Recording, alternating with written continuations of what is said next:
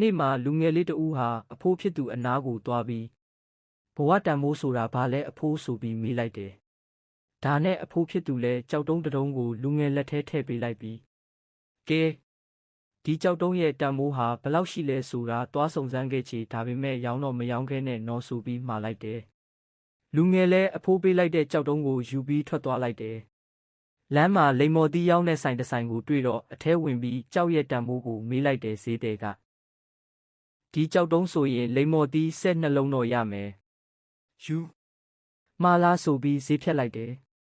လူငယ်လည်းအဖိုးဖြစ်သူကမရောင်းနဲ့လို့မှားထားတဲ့အတွက်ဈေးသည်ကိုတောင်းပန်ပြီးပြန်ထွက်လာခဲ့တယ်ဆက်သွားပြီးမကြခင်ကုံစုံရောင်းတဲ့ဆိုင်တစ်ဆိုင်ကိုတွေ့ပြီးအထက်ပါအတိုင်းဈေးသည်ကိုကြောက်တုံးရဲ့တန်ဖိုးကိုမေးလိုက်တယ်။ဒါနဲ့ဈေးသည်လည်းပြောင်းလဲနေတဲ့ကြောက်တုံးကိုကြည့်ပြီး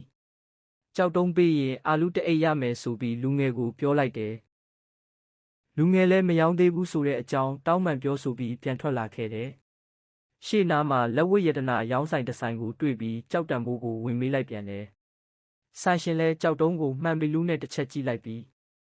ဒေါ်လာတန်း50ပေးမယ်ဆိုပြီးလူငယ်ကိုကမ်းလှမ်းလိုက်တယ်။လူငယ်လည်းခေါင်းခါပြီးမရောင်းနိုင်သေးဘူးဆိုတဲ့အကြောင်းရှင်းပြတောင်းပန်ကဆိုင်ထဲကနေပြန်ထွက်လာခဲ့တယ်။ဒီလိုနဲ့ရှေ့ကိုဆက်ပြီးသွားလိုက်တဲ့အခါမှာတော့အဖိုးတန်ကြောက်မြက်ရတနာတွေရောင်းဝယ်တဲ့ဆိုင်ကြီးတစ်ဆိုင်ကိုတွေ့လိုက်တယ်။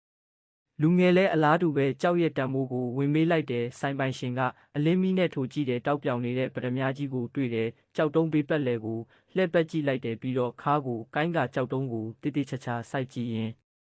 ဒီလောက်အဖိုးမဖြတ်နိုင်တဲ့ပထမကြီးကိုဘယ်ကနေရလာတာလဲလို့လူငယ်ကိုမေးလိုက်ပြီးကဘာကြီးတစ်ခုလုံးကိုရောင်းပြီးတော့ဝယ်မယ်ဆိုရင်တော့ဒီလောက်တန်ဖိုးကြီးတဲ့ပထမကြီးကိုဝယ်နိုင်မှာမဟုတ်ဘူးလို့တအံ့တော့ပြောလိုက်တယ်။လူငယ်လေးလည်းနားမလည်နိုင်အောင်ဖြစ်ကာကြက်တေတေပြီးအဖိုးဖြစ်သူထံပြန်လာခဲ့လိုက်တယ်။အဖိုးကိုသူကြုံတွေ့ခဲ့ရတာတွေကိုပြောပြပြီးတဲ့နောက်ကဲအခုအဖိုးကကျွန်တော်ကိုဘဝတန်ဖိုးဆိုတာဘာလဲရှင်းပြပြီးတော့လို့ပြောလိုက်တယ်။ဒါနဲ့အဖိုးဖြစ်သူကဘဝတန်မိုးကဘာလဲဆိုတာငါမြည်သွားခဲ့တဲ့လိမ္မော်တီးဆိုင်ဟင်းသီးဟင်းရွက်ဆိုင်လက်ဝတ်ရတနာဆိုင်နဲ့အဖိုးတန်ကြောက်မြက်ရတနာတွေရောင်းဝယ်တဲ့ဆိုင်တွေကအဖြေပေးခဲ့ပြီမဟုတ်လားငါမြေးဟာဒီလိုအဖိုးမဖြတ်နိုင်တဲ့ကြောက်တုံးတုံးဖြစ်ကောင်းဖြစ်မယ်ဒါပေမဲ့လူတွေဟာသူတို့ရဲ့ငွေကြေးအခြေအနေပညာရည်ချင်းအသိပညာအဆင့်တန်းယုံကြည်ချက်တွေသူတို့ကျင့်လက်ဖြတ်တန်းရတဲ့ဘဝတွေပေါ်မှာအခြေခံပြီးငါမြေးရဲ့ဘဝကိုတန်ဖိုးဖြတ်ကြလိမ့်မယ်လူတွေဟာသူတို့အဆင့်တန်းနဲ့ရှင်ပြီးအခြားသူတွေရဲ့ဘဝကိုတန်ဖိုးဖြတ်တတ်ကြတယ်ဒါပေမဲ့မစိုးရိမ်ပါနဲ့ငါမြေးရဲ့ဘဝတန်ဖိုးအစစ်မှန်ကို